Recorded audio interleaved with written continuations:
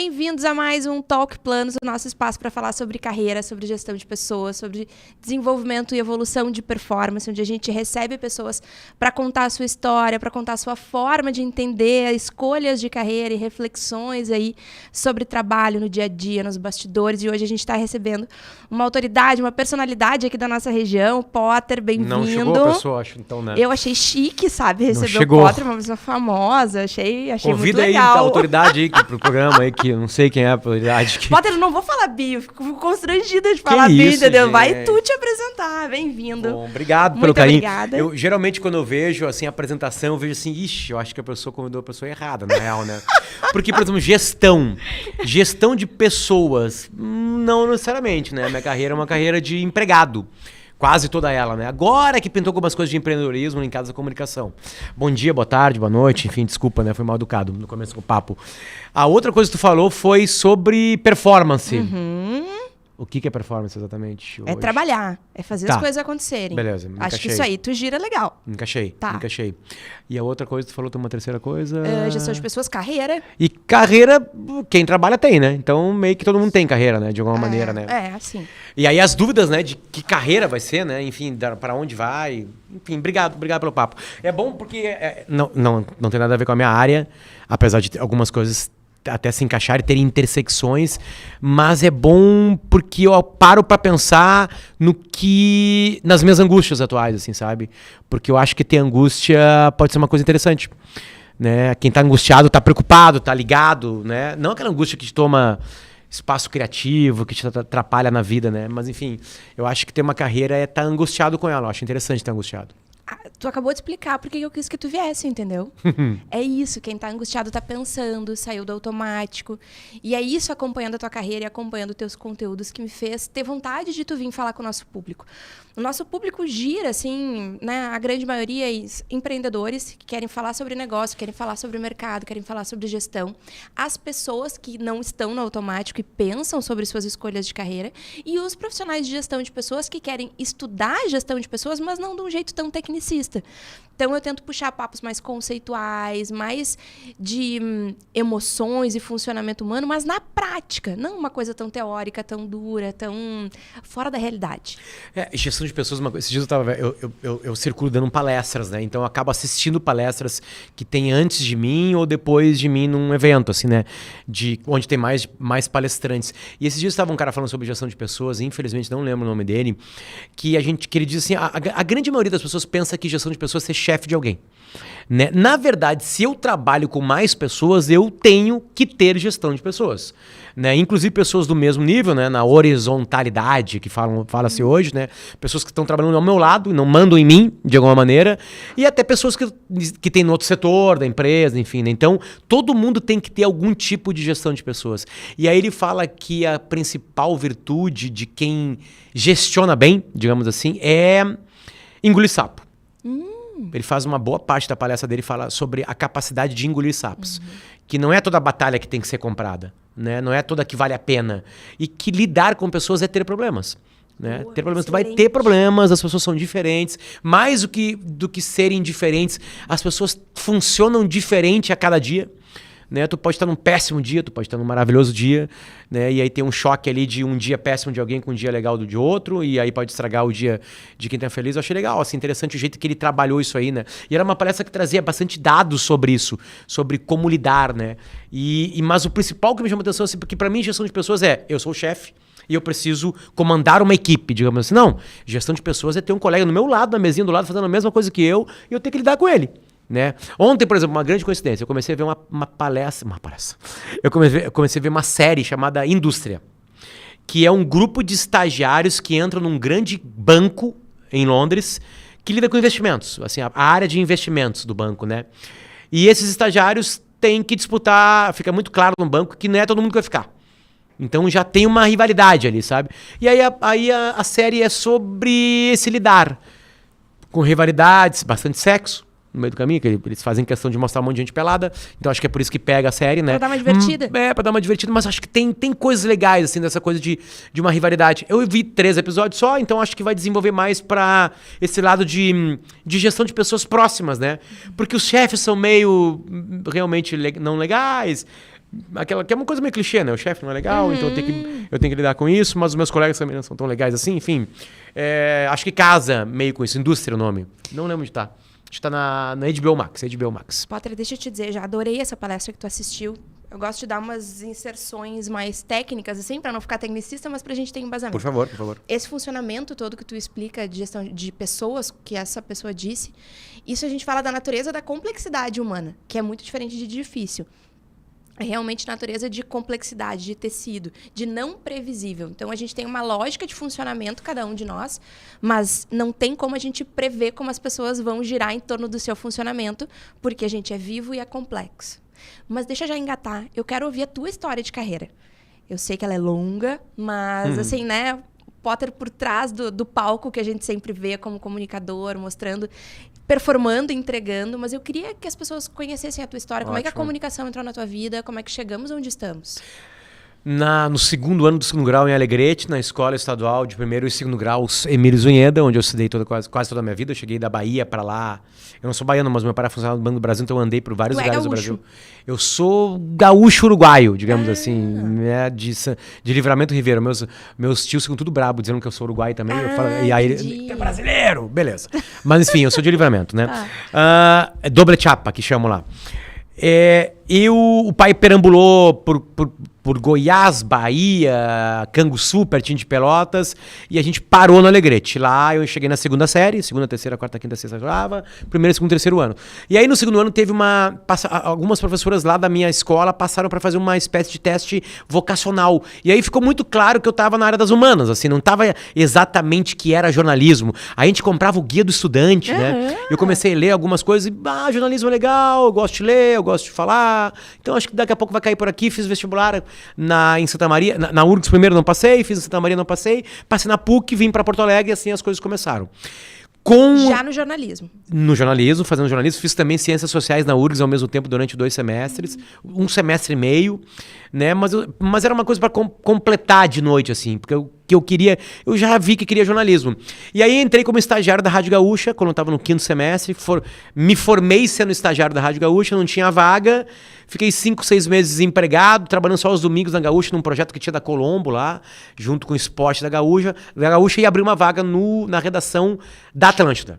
Tinha uma pessoa só que trabalhava com isso, o Paulo Finger, foi embora para a Inglaterra, abriu essa vaga, eu disputei a vaga, ganhei, entrei. E aí a minha carreira começou em 2002, no finalzinho de 2002. Então são 22 anos contratados, mas eu gosto de colocar o estágio, porque eu aprendi muita coisa no estágio. Acho que tem que contar o estágio como uma coisa, porque eu tinha responsabilidades, eu fazia coisas ali, enfim. Então eu comecei no mercado de trabalho há 24 anos, no ano 2000, né? Então foi tudo meio certinho. Eu queria jornalismo, fiz a faculdade de jornalismo, me formei em 4 anos, né? Fiz crédito educativo, enfim, paguei depois mais tarde. Aí entrei na Gaúcha como estagiário antes. Já falei disso na Atlântida. Aí abriu portas na TV Com para eu fazer TV. Da TV na TV Com abriu portas para fazer o Patrola. Estando na Atlântida eu pude também fazer jornal. E aí, como o Grupo RBS tem muitas empresas dentro dele, tu fica perambulando por ali, pegando experiências, enfim, aprendendo, né? Então é uma carreira bem, como eu chamo, papai e mamãe, assim. Tá tudo certinho. Fez a faculdade, foi aquilo que queria. Começou o trabalho numa mega empresa do Brasil de comunicação, né? Das afiliadas da Globo, disparadamente a maior, né? Enfim, sempre tive colegas espetaculares perto de mim, então eu nunca fui... o meu empreendedorismo sempre foi coletivo e dentro de uma empresa, né? E aí a Atlântida é um presente na minha vida, porque a Atlântida sempre foi uma rádio muito mais aberta a ideias, né? Como eu já entrei numa rádio que experimenta mais, a Atlântida funciona como a internet, antes da internet. Tu pode ser testado ali e testar. Não tem problema tu errar. Vai ali, tenta um programa ali, blá, não deu, vem pra cá, tá, parou de fazer, sabe? Então isso foi muito legal pra mim. Porque eu entro na Atlântida, fico muito tempo lá, fui sair agora nesse ano, né? Em 2023, mas... ali sempre teve muita experimentação e muita gente boa ao meu lado. Então eu tive alguns presentes da vida, assim, né? Porque era pra eu entrar na Gaúcha, né? Eu fiz estágio na Gaúcha, não entrei, não tinha vaga naquela época. E aí eu fui pra Atlântida e isso deu uma super guinada na minha vida. E ali, bom, tive como colega, os meus primeiros colegas foram o Márcio Paz, o Gerson Ponte, o Rondo Almolim, né? O Joãozinho, o Luciano Costa, enfim, muita gente boa. Aí veio o Pianjas, veio o Porã, depois chegou a turma da Pop Rock, o Fetter, o Maurício Amaral, o KG. Então sempre teve muita gente em volta, assim, o Mr. P, que é um... então eu sempre trabalhei com muita gente boa, né? Aí em 2007 tem o Pretinho Básico, que é um super mega, talvez o maior programa da minha vida, onde eu trabalhei, ainda somando esses nomes que eu falei, gente muito grande, né? Enfim, a minha carreira tá muito dada à Atlântida, né?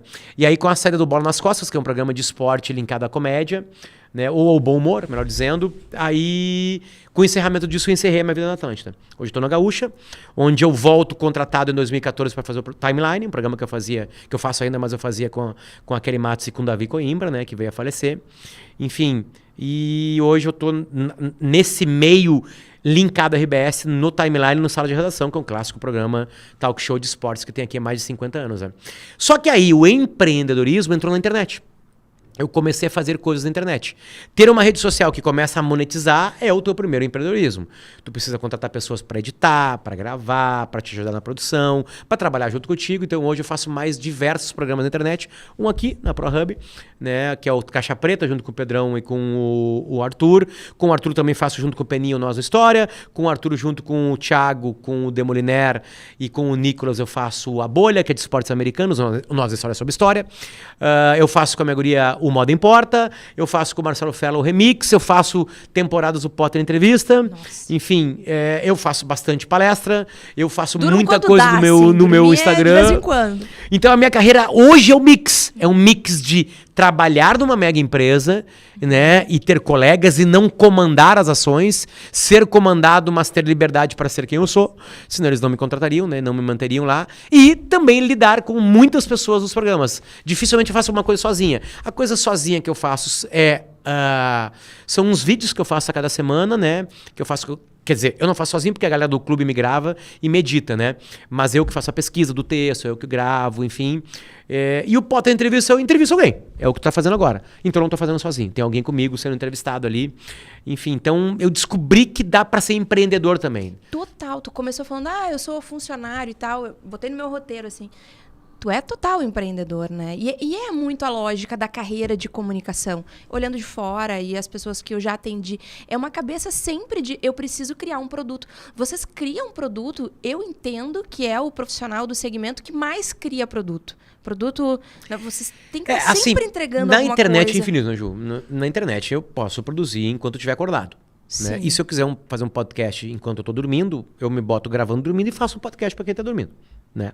Enfim, é absolutamente infinito. As bolhas são absurdas. Esses dias eu me peguei vendo uma bolha de pessoas que estouram espinha e cravo. Eu não sabia que eu gostava disso. E agora o algoritmo se eu fiquei 3 horas vendo isso no Instagram, quer dizer que eu gosto, né? Enfim, então tem gente entregando material com isso, com milhões de seguidores. É um absurdo, né? Então, assim... A grande sacada ou o grande problema é que nem tudo vai monetizar. Uhum. Né? Por exemplo, todo mundo se sentiu obrigado nos últimos 5 anos a gravar um podcast. Tem gente que gravou e tem gente que não gravou. Aí a galera, como eu faço muito podcast, a galera pergunta, tá, o que eu faço? A primeira pergunta é, tu precisa? Estão te mandando na empresa? Se estão te mandando na empresa, fala pra eles que não vai dar certo. Vai gravar 4, 5, 6 episódios. Não vai ter tanta audiência assim. Vocês vão achar que são um fracasso todo mundo. Vai dar uma autoestima lá pra baixo e vai fracassar e vocês vão chamar de fracasso. Porque não precisava. Né? Agora, tu quer fazer? É muito legal tu pegar um microfone e gravar. É muito legal tu chamar um amigo e falar sobre um assunto, ou um amigo falar sobre um assunto. Tu tem diversão na gravação e o resto não interessa, vai dar certo. Porque tu vai estar entregando algo com alguém que tu ama fazer. Né? Então, esse é o segredo de conteúdo hoje em dia, já que todo mundo é obrigado a fazer conteúdo. Obrigado entre aspas, né? A fazer obrigado. Porque o cara não basta ser dentista, ele tem que ter um material no Instagram. Não basta ser um psicólogo, tem que entregar alguma coisa no Instagram. Será? Tipo assim, melhora? Melhora, vai trazer gente? Vai. Pode se tornar uma super celebridade com milhares ou centenas de milhares ou milhões de seguidores? Pode. Mas são, sei lá, vou chutar, 1 milhão de psicólogos no Brasil e 10 celebridades na internet disso. Tô falando mega celebridades. E os outros estão vivendo tranquilamente, feliz da vida, curando um monte de gente. Né? Com indicação, agenda cheia, ticket médio. Exatamente. Então, tipo vida assim, acontecendo muito bem, obrigado. Porque o poder de comunicação, e acho que isso foi a coisa mais legal de tudo da internet e a possibilidade tecnológica de entregar comunicação em vídeo, áudio, fotografia, texto, é que todo mundo pode fazer. E não só comunicadores tinham o poder de comunicar. E essa prova tá já cabal, né? Desde que a gente começou a ter material para isso, né? Enfim, então eu meio que misturei na tua pergunta inicial de como foi a minha carreira. A minha carreira nos últimos...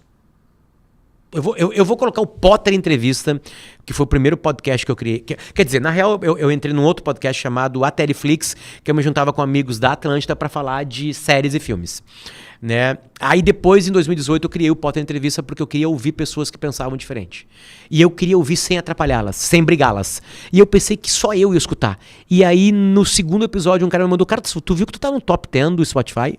Eu fui olhar, aí fui pegar os números. 35 mil pessoas escutaram esse episódio. Que legal, cara. E as pessoas assim: pô, Potter, é o teu melhor produto, é o que tu menos fala. E eu, opa, tem alguma coisa aqui. Eu tô falando um pouco, eu tô ouvindo. E aí isso já engatou com uma palestra que eu tinha sobre mudanças. Opa, ouvir, então quer dizer que comunicador é ouvir. Aí veio um filho em 2018, no ano que eu criei, e um em 2019. E filhos mudam a nossa vida.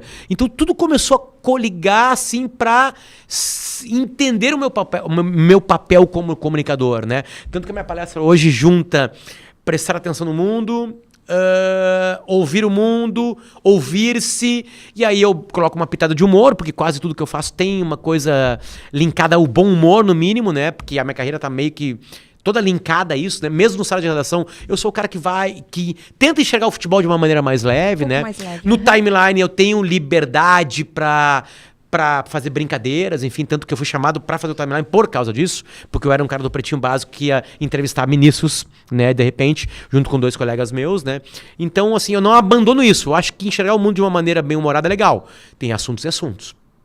Tem um assunto tenebroso no dia que a gente tá gravando aqui, que uma menina foi encontrada num container em Guaíba, não tem nenhuma abertura pra isso, então tu tem que saber em que local tu tá, né? Quando o assunto é esse, não tem brincadeira, né? Mas depois, quando o assunto é entrevistar uma orquestra mirim, tu pode brincar, mesmo que seja uma coisa muito bonitinha, enfim, tu pode ser mais leve, né? Então, assim, essa multiplicidade de canais para entregar comunicação, todo mundo pode entregar, tá? Só que vai ser perene para quem tá adorando fazer aquilo. Aí entra um papo meio coach, né? Que não interessa. Que tá liberado aqui, toca. Topo, não interessa, bota uma trilha, sabe? Não interessa o topo da montanha, interessa a escalada da montanha. Tipo assim, na real, tem que curtir a jornada. Deixa eu te falar uma coisa, um vídeo teu que me pegou jornada, muito. A palavra jornada. É a palavra isso. jornada. É isso aí. Curte a caminhada. Não vai ter ponto de chegada, né? Os pontos de chegada são esses que a gente vai vivendo. Potter, um vídeo que me pegou muito teu foi o do tu contando uma visita que tu fez pro Davi. Tem todo um desdobramento, assim, que a gente não vai entrar muito, senão eu já começo a chorar. O meu pai ficou doente com a mesma doença do Davi na mesma época. Então, a gente foi acompanhando, assim, o diagnóstico dele foi meses antes do meu pai. Então, a gente usava muito motivacional pro meu pai, assim, não, pai, mas vê, o Davi ali, ó, foi viajar, então vai dar tudo certo. O pai também entrou num grupo de teste da químio, que não chama químio, era... Sei lá, era a mesma química que eles estavam testando lá, que não é química. Que na verdade era um tratamento que conseguia aumentar... Imunoterapia. Conseguia aumentar a defesa que o corpo mesmo faz contra as células cancerígenas. A gente conseguiu colocar ele no primeiro grupo da PUC, porque era o mesmo diagnóstico e tal. Então, e aí tu fez um vídeo contando da tua viagem e dos detalhes das vivências de vocês, assim, Foi um dia maravilhoso. Tudo, pois é. Foi um dia maravilhoso, né? Aquele vídeo era um vídeo onde a gente encontra... Pra gente prestar mais atenção nas pequenas felicidades. Porque o projeto, e a gente sempre olha assim... A Olimpíada agora foi um show disso. A Olimpíada são super atletas. A Olimpíada são 30 e quase 40 campeonatos mundiais acontecendo ao mesmo tempo. Os vencedores, ou não só os vencedores, aqueles que têm bonitas histórias, eles ficam se preparando uma vida inteira para chegar naquele grande momento e ter um resultado. A Rebeca treina a vida inteira e chega num grande resultado. A Simone Biles treina a vida inteira e chega num grande resultado, né? O Teddy Riner treina, ajudou a vida inteira e é um dos maiores da história. Beleza, tem uma apoteose. O sueco do salto com vara. Né? O estádio, 80 mil pessoas silenciaram para ver aquela corrida e um ser humano bateu o recorde mundial no salto com vara. Né? Ele sobe com a vara acaba, tem mais metros para cima, ele consegue se jogar e cair. É uma coisa absolutamente inacreditável. né? Um dia eu fui no estádio e botaram a vara no recorde. Tu olha pra cima e fala assim, não existe. Dá, não foi. Então é um ser humano batendo, né, batendo no limite físico, né? Ali tá muito claro qual foi a jornada e qual é o cume daquela montanha, né? Pra quem ganha uma medalha pela primeira vez. Porque depois que tu ganha a primeira medalha, vai ter que ter a segunda medalha. Aí recomeça tudo de novo. E nesse processo todo, o esporte, ele é lindo e nos engana. Porque eles são feitos para isso. Nós não somos esportistas. A gente pode aprender muito em ter saúde. É legal ser um esportista amador, a gente vai ter mais saúde, mais vontade. Eu comecei a correr recentemente, tipo 2, 3 anos, e todo o resto da minha vida melhorou, né? Enfim, eu sou um corredor amador. E tá tudo certo, mas não é isso que eu digo. Assim, então, aquele vídeo é um vídeo que eu tive um dia com o Davi que não teve nada de espetacular. A gente passeou numa cidade, a gente estava entre amigos, a gente foi no supermercado no final da tarde, a gente comprou umas coisinhas para fazer um carreteiro com bastante queijo, como eu amo. O Davi fez o carreteiro, a gente abriu 1 ou 2 garrafas de vinho, a gente conversou e a gente dormiu. Cara... A delícia cotidiana. Não, dá pra ter isso toda terça e quarta-feira, não dá? Dá pra ter. Só que quando eu voltei, eu tava em Nova York de férias, eu peguei um amigo meu que eu tava lá, o Thiago, e a gente foi de carro até Boston pra visitar o Davi. A gente voltou pra Nova York de carro alugado, né? E eu lembro de voltar e conversar assim, cara, o dia de ontem foi especial, né? Ele assim, cara, foi simplesmente especial, né? Porque foi simples. A gente sente, né? E aí eu fui atrás pra ver dessas coisas assim, tipo, tem estudo sobre isso, o que fala sobre essas pequenas felicidades. E aí tu começa a se dar conta que é isso aí mesmo, né? É encontrar a felicidade em coisas mínimas, né? São episódios, felicidade é episódio. E aquele dia foi isso aí. E aí eu lembrei de outras coisas, que o vídeo tem outras histórias que se conectavam com essa coisa de ser feliz, né? Do casamento do Duda Garbi, de chegar num local onde tem 2 pessoas absolutamente bêbadas de amor uma pela outra, né? E nós estávamos vivendo aquilo num castelo, que foi um castelo na Bahia. Então, as coisas meio que conectaram, assim, sabe? Sobre eu mandar uma mensagem pra Andressa, que estava em Boston com o marido dela, o Diori Vasconcelos, que ia correr a maratona de Boston. Eu falei assim, esse é o endereço do Davi. Vê se tu vai lá. Aí passa uns 2 dias e chega só uma foto da Andressa na frente do prédio. Sabe? Uma coisa muito simples. Muito simples. Se conectando com um monte de coisa. E eu, putz, cara, aqui tem uma coisa. Né? Aí parei, abri o computador, escrevi o texto, fiz uma pesquisa sobre aquilo lá, conectou e o vídeo tá lá. Pra todo mundo ver. Se a gente prestar mais atenção nisso, aqui não entra a jornada, tá? Não é a jornada de algo. Mas se a gente prestar mais atenção nessas pequenas coisinhas assim, a gente vai entender que tem pequenas felicidades. Eu tô, obviamente, falando dentro de alguém que tem uma vida que tem um teto. Claro. Que tem um emprego. Não, um recorte de realidade. Que não tem violência em volta, né? Enfim, tipo assim, né? Bons ouvidos pro que eu tô falando, né? Que tem gente que sobrevive, né? Diariamente, né? Enfim, dentro de quem tem essa maravilhosa normalidade, às vezes a gente deixa passar essas coisas, né? Então o vídeo é sobre isso. Eu não sou especialista disso, né? Eu não estudo isso. Eu peguei alguns estudos e fiz um texto, e esse texto virou um vídeo. E é só isso, não tem nada demais. Né? Eu não sou o coach dos momentos felizes do dia a dia, eu não sou estudioso disso, mas eu tô meio que catando. E isso é ouvir o mundo, é prestar atenção. E quando eu faço isso, eu me obrigo a entender onde estão esses pequenos momentos de felicidade. Sabe? E aí tudo fica mais simples, né? Sabe o que eu quero conectar, Potter, com carreira, é isso? Porque os novos estudos de carreira, né, o que a gente tem aí de tendência é a absoluta conexão da carreira com a vida. E a identidade profissional com a tua identidade como ser humano. Então, para mim é um privilégio, um presente tudo isso que tu tá dizendo, porque tu tá contando para nossa audiência, na prática, como conectar as coisas de um jeito muito genuíno. Então, assim, tu viveu aquilo ali, tu pensou sobre o que tu viveu, e tu deu a tua assinatura, ou a tua autoria, a gente chama, tu criou um produto, um vídeo ali, tu entregou alguma coisa através do teu papel profissional, que é absolutamente genuíno teu. De coisas que tu valoriza, de coisas que tu refletiu. E o que a gente sabe sobre saúde no trabalho é quanto mais a gente conseguir conectar essas verdades. Então, um ser indivisível, que a gente é, né? Um indivíduo. Tu é inteiro, porque tu é isso. Tu é aquele cara que estava lá com o Davi, tu é o cara que estava aqui, que estava colar, que fez o podcast, que refletiu sobre não sei o que, também é o cara da palestra, blá, blá, blá. É tudo isso junto e misturado. Mas a gente precisa rentabilizar, produtizar, achar uma forma de entregar para o público. E eu tenho achado, até onde eu estou te conhecendo e estou acompanhando teus conteúdos, que isso está vindo de um jeito tão genuíno e tão profundo e tão empreendedor, que eu disse, não, mas as pessoas precisam ouvir, como é que isso nasce, né? E aí que tá, entra... Obrigado pelos elogios, enfim, mas o interessante aqui é voltar umas 3 respostas e lembrar que eu fui estagiário no ano 2000, né? O que isso quer dizer? Que o primeiro vídeo do Felipe Neto, umas 6 pessoas assistiram na época, né? E ele fez o segundo, e fez o terceiro. E o quarto, e o quinto, sei lá, a hora que... Porque hoje, se a gente for pegar o primeiro vídeo do Felipe Neto, deve ter milhões de views, porque as pessoas conheceram ele e foram lá ver. Mas na época que ele estava lançando, não tinha. Então por que ele continuou, né? Eu continuei porque não era um visionário. É porque eu tinha uma profissão. Eu fui contratado pela RBS. A RBS me paga um salário todo dia 5 para eu desenvolver tais e tais trabalhos. Então, essa era a minha força motriz. Acordar todo dia e ir para lá. Né? Eu tive sorte de ter um ambiente de trabalho legal, de ter pessoas legais, divertidas. A Atlântida é uma rádio divertida, é uma rádio que toca música, é uma rádio que tem talk shows, é uma rádio que fala de esporte também. Enfim, são coisas que eu amo, né? É uma rádio que possibilitou que eu fizesse um podcast com amigos para falar de séries e filmes, que eu também adoro. Então, tipo assim, lembra que eu falei... tem muita sorte no meio do caminho também para essas coisas, que várias pessoas fizeram jornalismo comigo e não foram para Atlântida. Não tiveram essas liberdades, né?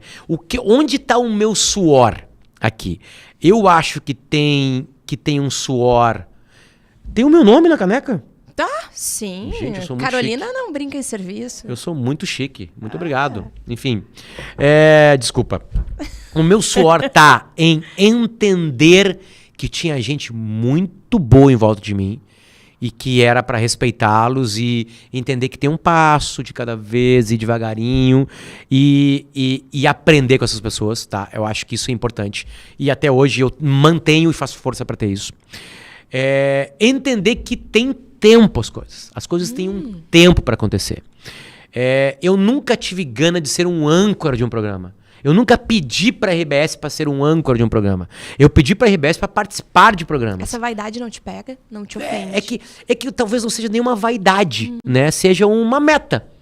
Que não esteja linkada à vaidade ou alguma coisa egocêntrica. Eu quero ser um âncora porque eu quero ter uma ideia de um programa que vai ser assim, blá, blá, blá. Hoje em dia, um comunicador, se ele tem uma ideia de um programa, ele só não faz se ele não quer.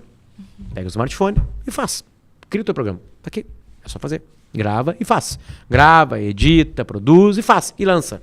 Aliás, pode ser tudo de graça, diga-se de passagem. E tudo no smartphone, ainda mais, né? Uma ferramenta só, tu tem um programa. Aí eu acho que tem um suor.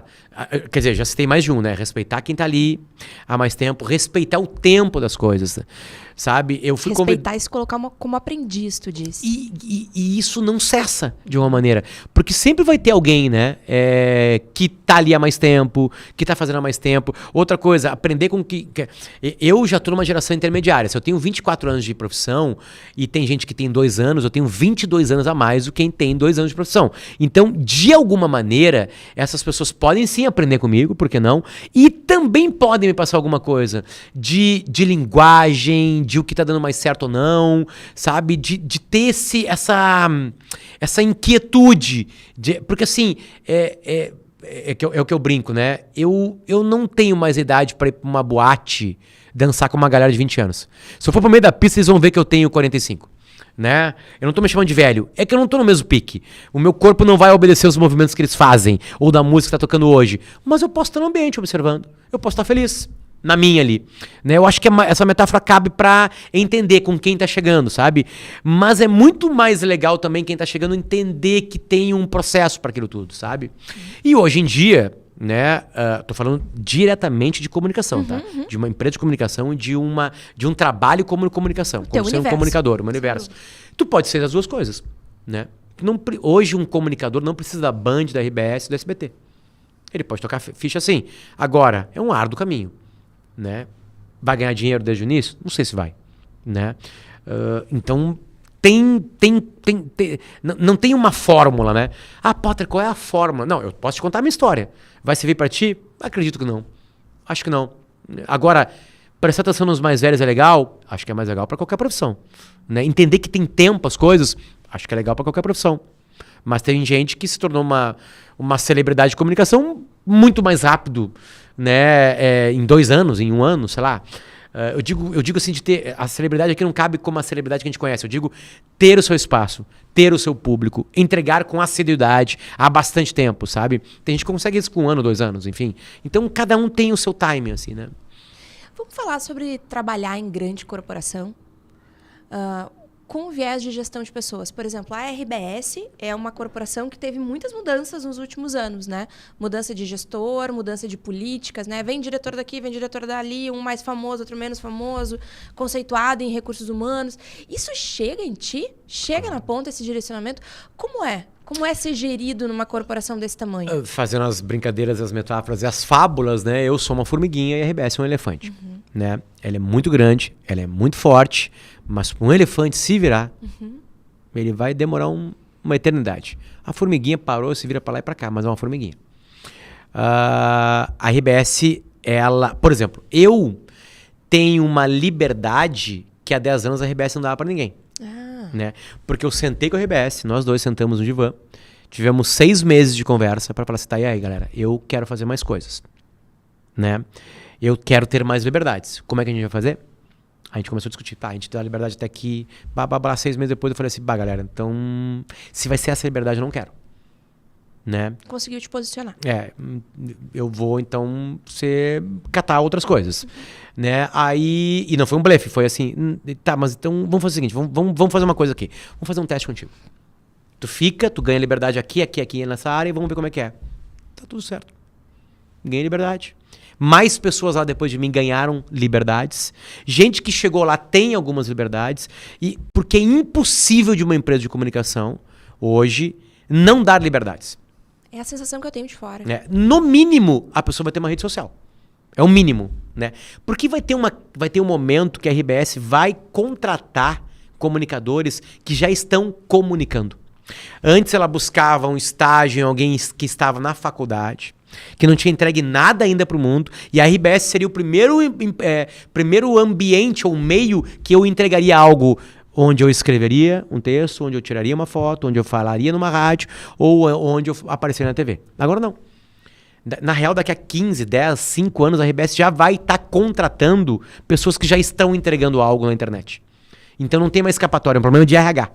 O que ela faz com a entre-safra? Com pessoas que já estão lá dentro e que não eram desse modelo, mas que já estão forçadamente porque já criaram as suas redes sociais, entende? Então a RBS teve que se virar. A Globo tem que se virar. Muito. A Globo para pessoas deu liberdade ou não. Tá, mas no jornalismo é difícil fazer publicidade. É verdade. O que aconteceu? Fátima Bernardes. Encontro com a Fátima. A Fátima deixa de fazer jornalismo, começa a fazer uma espécie de TV americana, né, onde tem um monte de gente conversando, uma espécie de talk show comandado por uma pessoa com um público, e aí ali ela estava liberada para fazer merchandising, enfim, porque ali não tinha mais um choque jornalístico, apesar do encontro com a Fátima, encontros com a Fátima, ter sim, quando a pauta, né, era muito grande, momentos jornalísticos, né, mas era um bate-papo sobre amenidades, enfim, né. Então tem adaptações, mas o problema é que daqui a 10, eu vou forçar, daqui a 20 anos não tem mais como a Globo contratar alguém que não entregou nada ainda. Essa pessoa já entregou. E aí, como é que ela faz se essa pessoa tá lá dentro? Ou ela paga multissalários, ela não vai conseguir. Né? Para poucos ela consegue. O William Bonner é o maior salário do jornalismo brasileiro. Né? Eu digo jornalismo mesmo, né? Beleza. Como ele tem o maior salário, ele pode ficar quietinho ali, trabalhando todo dia para entregar um produto visto por 90 milhões de pessoas, 70 milhões de pessoas, né? Agora, eu não sou o William Bonner, não tenho capacidade para ser. Então, ela vai ter que me dar liberdade. Porque senão, eu vou buscar isso fora. E outras empresas já dão liberdade. Ou já estavam dando liberdade. A Band, aqui do Rio Grande do Sul, dá liberdade. Tu pode ter o teu YouTube, né? E pode estar ali num programa da Band. Né? Enfim, eu acho que é todo uma... As melancias estão se acomodando, né? Mas na comunicação, a RBS já está fazendo isso. Ela já está dando liberdades. Ela já criou lá dentro um setor. Setor é coisa bem antiga, né? Tem um setor da firma, agora foi ano 2001, né? Que me vende as minhas redes sociais. Pode ir lá, minha empresa me procurou para eu fazer alguma coisa no meu Instagram, eu vou lá e falo com eles, Sexto supermercado, Sexto atacadista, né? Me procuraram, falaram com a galera da Pulso, que é o setor da RBS que cuida disso aí, conversaram e eu gravei vídeo, tá tudo certo, entendeu? Foram as pessoas que trabalharam a parte burocrática. Ao invés de combater, eles se uniram nesse modelo de negócio. Exatamente. Enfim, tá todo mundo testando, tá todo mundo pesando em ovos, errando e acertando, mas é inevitável, isso vai acontecer. Potter, a gente tá já encaminhando pro final. Tem 2 questões finais que eu quero entender o que tu pensa sobre, tá? Tem uma frase que a gente fala muito na Planos, que é a consultoria que eu conduzo, onde a gente trabalha evolução de gestão de pessoas e de gestão de performance como um todo e tal, moderniza entendimento de carreira e todo esse papo. E tem uma frase que a gente fala muito que é humanizar não é infantilizar.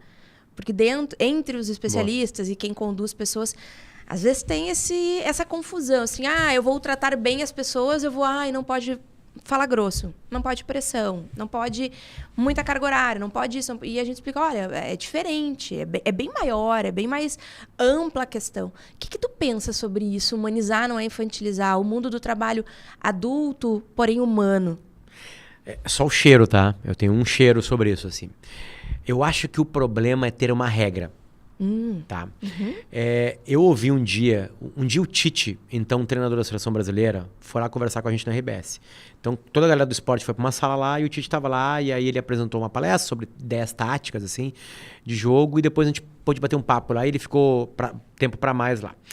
E ele contou uma história muito legal que eu acho que vale muito por isso, sobre o Jürgen Klopp, um treinador muito grande, que passou com muito sucesso pelo Borussia Dortmund e recentemente no Liverpool, ficou quase uma década lá, ganhou tudo que podia ganhar. E agora pediu um tempo para ficar com os netos, ou netas. Abre um parênteses, dias desses o Lucas Leiva, ex-jogador do Grêmio e do Liverpool, que foi treinado pelo Klopp, foi lá gravar um programa com Guerrinha na rádio e passou rapidamente pelo sala de redação. E a gente perguntou, porque tinha alguma coisa do Klopp, ele assim, eu acabei de trocar uma mensagem com ele e ele me mandou uma foto com uma neta na garupa. Então, tipo assim, o cara parou, ele largou o Liverpool, ele é um dos maiores treinadores do mundo, pra ter um pouco de família. Beleza. Fecha esse parênteses, volta pro Tite. Porque a história tem o Klopp. Perguntaram pro Tite sobre isso e o Tite falou assim, olha, esses dias eu conversei com o Klopp sobre os brasileiros que estão lá. E estavam jogando lá o Felipe Coutinho, o Firmino e o Alisson, goleiro, que saiu aqui do Inter. Aí o Klopp me disse assim, olha, o Firmino é um street boy. Tu pode dar tapa na cara dele, mandar ele pra puta que pariu, fazer tudo, não acontece nada. Ele até melhora. O Felipe Coutinho, nem pensar de gritar na frente dos outros, nem pensar em levantar o dedo, chama ele de canto, usa outras palavras, senão tu vai perder o jogador. E tudo que um técnico não quer é perder um jogador. Pra mim é isso. Pra mim a capacidade de gestão e de lidar com pessoas como é que é essa pessoa?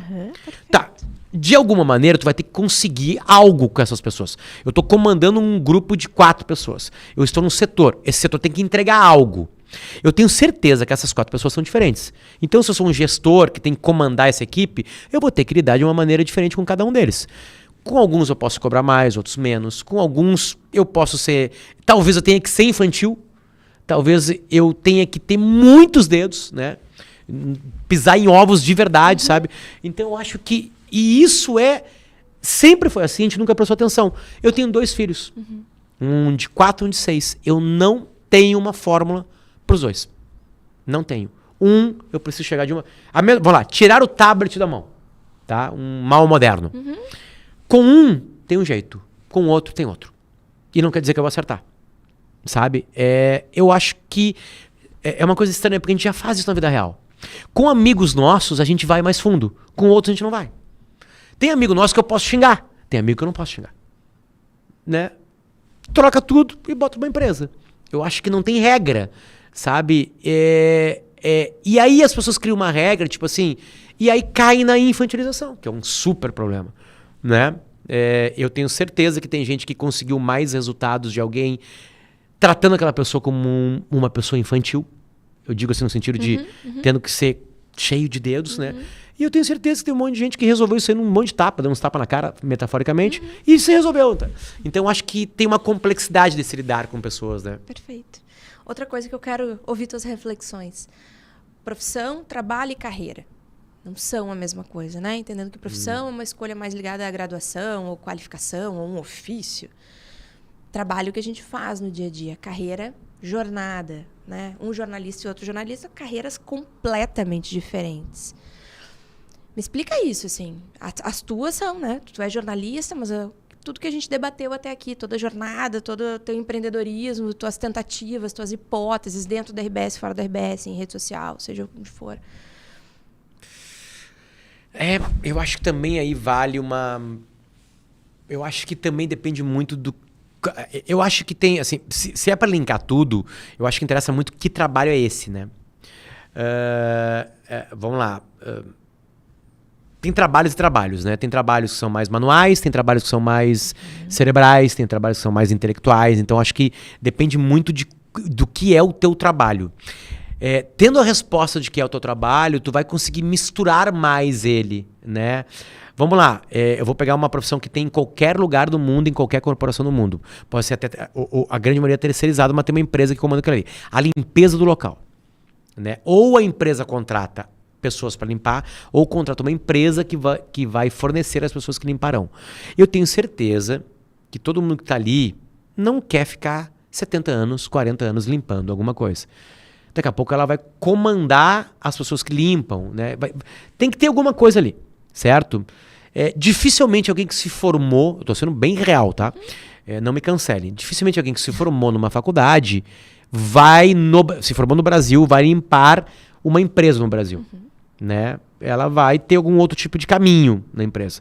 Pode ser que mas eu conheço alguém que se formou e está limpando. É uma exceção. Exato. É uma exceção, então não vale, confirma a nossa regra. Então acho que primeiro é descobrir que trabalho é esse, né? Se o teu trabalho vislumbra mais coisas, ele talvez possa se misturar com a tua vida particular, né? Tem trabalhos que tomam completamente tua vida particular. Vou pegar um jogador de futebol profissional de clube grande. Temos 2 em Porto Alegre. Se eu perco, eu não saio. A minha vida particular está completamente linkada ao meu trabalho. Totalmente. Né? Vou pegar outro, sei lá. Eu sou psiquiatra, né? E o meu foco é com suicidas. É um dia cansativo. Né? E é um celular que está sempre ligado. Certo? Obstetra. Obstetra. Né? Enfim, eu lembro que uns guris, assim, tinham um pagamento a mais para ter o obstetra com a gente. Né? Porque a gente queria porque senão seria um grupo. É um grupo de obstetras, e aí no dia, se eu não paguei a mais, se deu sorte de ser ele, é ele. Se não for, vai ser outra pessoa. Né? Então a gente pagou a mais para garantir que era ele. Então ele já mais ou menos sabia o dia, ele não pôde tirar férias. Ele não pôde beber. Ele até não bebe, né? Enfim. Então, tipo assim, depende muito, assim, pra te, sabe, conseguir essa dança de misturar tudo, né? Vou falar de mim. A minha vida se mistura. A minha vida, como eu falo no microfone há muito tempo, as pessoas me conhecem. Então, em Porto Alegre, principalmente, né, no Rio Grande do Sul. Então, eu chego no lugar, tem gente que vai querer conversar comigo sobre algum assunto que eu falei, e eu tenho que entender esse processo. Então, a minha vida particular, ela se intromete. Quer dizer, o trabalho se intromete na minha vida particular. Né? Então, eu tento, o máximo possível, quebrar isso, tratar com naturalidade, porque eu não sou uma celebridade, eu não paro um shopping center. Eu sou reconhecido, às vezes eu noto que a pessoa notou quem eu sou, mas eu não vou atrapalhar um ambiente, né? Longe disso, sabe? Enfim, então eu tento tratar isso como assim, o teu trabalho? O teu trabalho é um trabalho que o microfone chega em muitas pessoas? É por isso que as pessoas estão te parando? Então tá tudo certo. Tu não é um gênio, ninguém te ama. Na verdade, a tua profissão te possibilitou que as pessoas te conheçam, né? E a partir disso eu tenho um ônus e bônus, porque tem muito ônus nisso, né? Eu ia te perguntar, tinha até uma questão prevista sobre ansiedade social, exposição. Isso em algum momento foi um sofrimento para ti? Eu achei que não era. Até procurar uma psiquiatra para um outro assunto e descobrir ali depois de meses que isso me atrapalhava. Isso não era, assim, eu não era o meu problema principal, mas isso contribuía, né, para eu ser mais frágil, né? Porque, vamos lá, lancei um vídeo antes de ontem, tem 100 e poucos comentários. Vou arredondar, tem 125. 124 elogios. Uma pessoa me criticando. E eu prestei atenção nessa uma. Hoje eu lido melhor, eu entendi o que é. Eu sou adulto, digamos assim, para encarar isso. Mas todos os dias tem alguém me xingando. Total. Só abrir agora o Instagram do Esporte de GZH, pegar um corte meu no site de redação. Eu te faço um desafio agora. Tu vai ler um xingamento a mim. Vai ter ali. E tá ali. Entendeu? O que eu faço? Olha, vamos voltar lá ao original? Eu adoro fazer o Sala. Eu adoro fazer o Sala. É um assunto que eu gosto de acompanhar? É um assunto que eu gosto de acompanhar. Foi legal ter falado aquilo? Foi legal ter falado aquilo. Tem gente que discorda? Tem gente que discorda. Tá tudo certo. Acabou. Fechou o ciclo. Tá tudo certo. Entende? Se a RBS achar que eu tô errando muito, eu tô passando do ponto, a minha linguagem tá errada, muito obrigado, Luciano Potter, vai-te embora daqui, tá aqui tudo, beleza. Aí eu vou decidir se eu quero continuar falando de futebol ou não no YouTube ou em outro lugar, enfim, se eu vou me juntar com pessoas, tá tudo certo, entendeu? Porque já que o meu trabalho é público, esse teu trabalho aqui é público, as pessoas que tu não conhece estão vendo esse programa, e aí daqui a pouco tem um comentário, ela não sabe entrevistar ninguém, ela não sei o quê, olha o cabelo dela, olha a roupa dela, que pergunta imbecil. Vai ter isso aí. Aí tu acaba descobrindo que é muito mais... Isso é muito mais das pessoas do que sobre ti. Agora, é uma pena que tu perde um filtro de melhorar, né? Eu acho que as grandes críticas chegarão. As críticas que vão te melhorar chegarão. Elas verdadeiramente chegarão em ti. Nesse lodossal que, claro, sei lá, tu é a Kim Kardashian, né? Tu não vai conseguir acompanhar tudo, até porque todas as línguas do mundo comentam um post dela. Ela não sabe ler todas as línguas do mundo, mas enfim. Mas a grande crítica, aquela que te melhora, chega. Eu tenho certeza que ela chega, sabe? Então, vamos embora. Faz parte desse circo todo que todo mundo se mete hoje, enfim, né? Que é comunicar. Então, enfim, faz parte da jornada, já que a gente falou dela. Potter, vamos encerrar. Obrigado. Uma delícia te ouvir mesmo, assim. Eu imaginava que ia ser muito fluido, que ia ser muito interessante, que a gente ia conseguir pensar sobre essas coisas, porque essa é a proposta aqui, é alimentar as pessoas de diferentes formas de pensar. Já que a gente está falando que as pessoas são diferentes, que as carreiras têm que ser autorais, diferentes, e a gente tem que conseguir pensar sobre os contextos. Essa é a proposta, e é sempre, né? Trazer pessoas que pensam sobre a sua vida, sobre a sua carreira, sobre os outros. Então, obrigada. Obrigada por ter topado. Tem alguma coisa final que tu queira dizer antes da gente encerrar? Beba muita água, porque eu bebo pouco. Gente, muito obrigada. Então, o Potter tá super ativo. Não sei se precisa dizer a tua rede social. Claro, sim, enfim. Eu despejo muito mais coisas no arroba do Instagram, né? Mas todos os programas que eu faço têm algum tipo de material. Então... vamos lá. No próprio Luciano Potter tu vai achar tudo que eu faço lá, né? Mas eu repito, eu faço o Caixa Preta, o Moda Importa, o Remix, a Bolha, o Nós História, o Timeline, o Sala de Redação, eu tenho palestras, enfim. Se chegar no meu Instagram ali vai ser meio que um hub de tudo isso aí, né? Coisas que eu adoro fazer, né? Eu gravo tanta coisa por semana e eu estou ali. Depois de quase quase um quarto de século de trabalho, eu tô muito leve no onde eu tô, sabe? Nada eu faço força. Eu já fiz muita força, eu acho que as pessoas têm que fazer força. Tem coisas que tu tem que fazer força, tu tem que fazer. Eu acho que isso é isso aí. Eu não tô feliz, cara. É isso aí. Vamos embora. Talvez depois de um quarto de século tu consiga estar mais feliz fazendo a mesma coisa, né? Enfim, hoje eu tô muito sereno com isso, sabe? Talvez os meus próximos passos é diminuir materiais, que eu acho que é muito comum, para ter ainda mais tempo para a família. Por exemplo, eu saí de um programa de muito sucesso, que é o Bola nas Costas. Eu sou um dos fundadores do programa lá em 2006, né? Para ir almoçar em casa com meus filhos. Fiz um vídeo sobre isso, aliás. Né? Por que eu fui para casa almoçar com meus filhos? Porque eu fiquei 24 anos da minha vida sem almoçar. Tá, eu não tenho filhos há 24 anos, né? Eu tenho há 6 anos, né? Mas enfim, então tinha uma hora que eu tinha que parar com alguma coisa, né? Então eu parei com alguma coisa para estar em casa. Hoje eu almocei com eles e foi demais. Enfim, é a vida.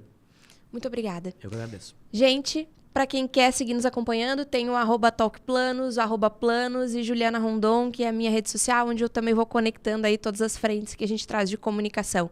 Muito obrigada, até a próxima.